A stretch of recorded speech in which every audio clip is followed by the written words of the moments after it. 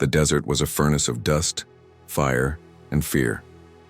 The year was 1941. The Second World War had reached the sands of North Africa, and a small, dusty port town called Tobruk stood as the last fragile wall between the Axis powers and total control of the Mediterranean. The British were in full retreat, the Italians were regrouping, and Erwin Rommel's dreaded German Afrika Korps was sweeping across the land like a desert storm. Everything was collapsing, except for the resolve of one man. An Australian general, Leslie Morshead, stood on the burning sand, looked at his men, and made a declaration that would echo through history. "We're not retreating. We'll fight and hold this place, no matter what." Those words turned a hopeless defense into one of the greatest stories of courage the world has ever known. You are watching Biography Plus, and today we tell the story of the Siege of Tobruk, the battle that turned certain disaster into an unbelievable victory. When the Germans first arrived, they were confident. They looked at Tobruk and saw an easy prize. The town wasn't much, a dusty port, a few scattered, outdated fortifications, and a few thousand exhausted men from Australia, Britain, and India. But they underestimated something far more powerful than numbers or firepower. They underestimated the human spirit. General Morshead immediately gave a simple, life-saving order: dig deep. And they did, literally. Using whatever tools they could find, the soldiers carved a city beneath the city. Tunnels, trenches, and bunkers snaked through the earth. The defenders became ghosts of the sand, materializing out of nowhere to strike at the enemy, only to vanish back into their underground world.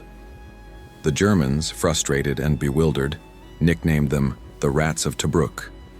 It was meant as an insult, a way to dehumanize them. But those men with a grit born of desperation embraced it. They became proud to be the rats who refused to run from the trap.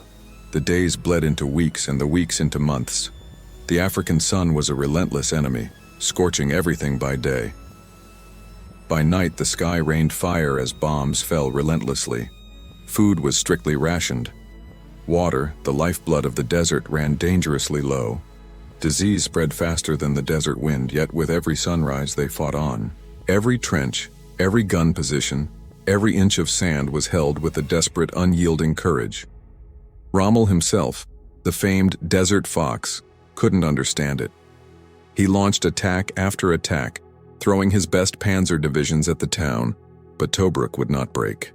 There's a story from one of those long nights. A German loudspeaker crackled to life, its voice echoing across the no-man's land. "Rats of Tobruk, your time is over. You cannot survive."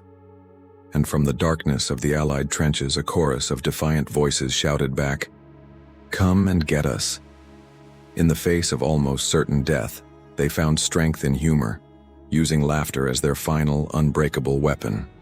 By mid-1941, the siege had dragged on for over 240 days, longer than anyone, friend or foe, believed possible.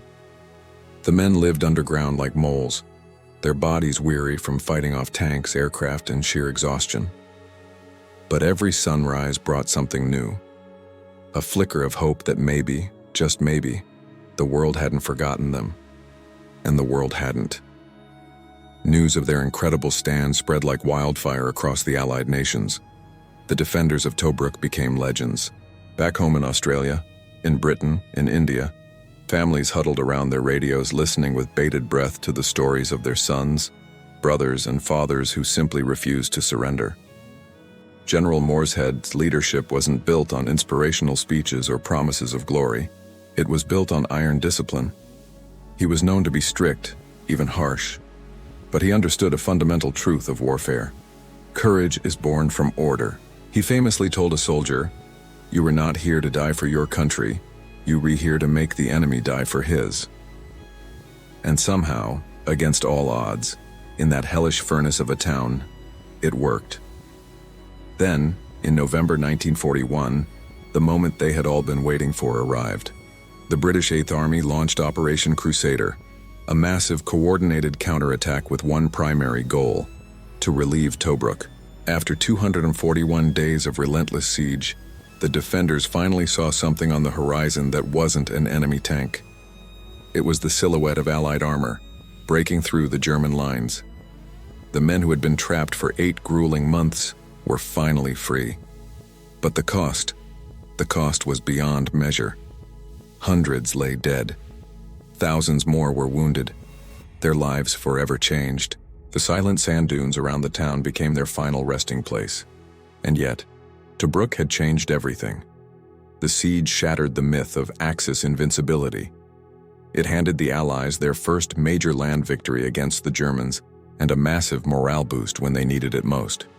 Most importantly, it proved that raw determination, the will to hold on, could be stronger than steel. When historians talk about courage during the Second World War, they often look to the great, iconic cities: London during the Blitz, Stalingrad on the Volga. But sometimes, the greatest courage is found in the smallest, most forgotten corners of the world. Like a dusty little port town named Tobruk.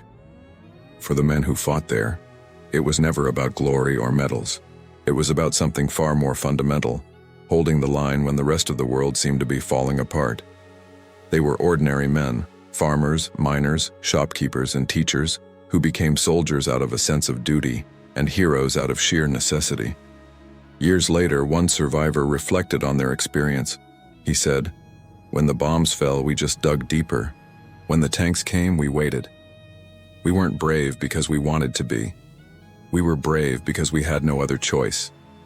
And perhaps that is the true definition of victory, not in the winning of a battle, but in the simple, profound act of never, ever giving up.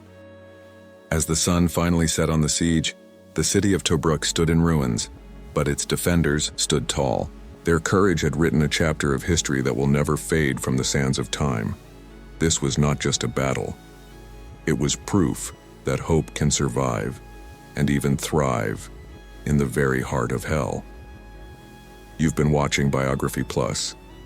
If you believe that courage like this deserves to be remembered, please like, share, and subscribe, because history lives on through the stories we choose to tell.